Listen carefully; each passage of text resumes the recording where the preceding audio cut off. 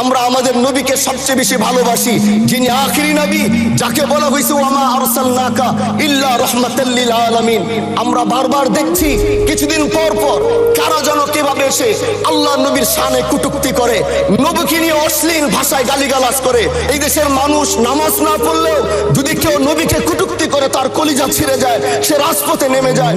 আমি বলবো যারা নবীকে কটূক্তি করে, নবীর নামে গালিগালাজ করে, এদের মৃত্যুদণ্ড এই আইনটাও যেন বাংলাদেশের এই সংসদ থেকে পাশ করা হয়। মাননীয় স্পিকার, এলাকায় বলেছিলাম যে আমরা ন্যায়ের পক্ষে কথা বলবো, ইনসাফের পক্ষে কথা বলবো।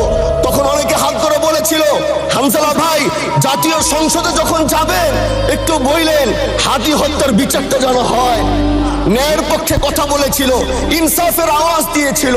আমাদের মতোই যুবক মাননীয় স্পিকার, তিনি এই যে স্বপ্ন বলেছিল এক সুন্দর বাংলাদেশ করবার, রাস্তার ভিতরে সেই স্বপ্ন থামিয়ে দেওয়া হয়েছে।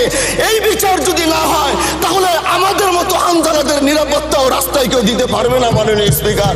এই জন্য আপনার মাধ্যমে আমি বলতে চাই, হাদি হত্যার বিচার যেন সুনিশ্চিত করা হয়।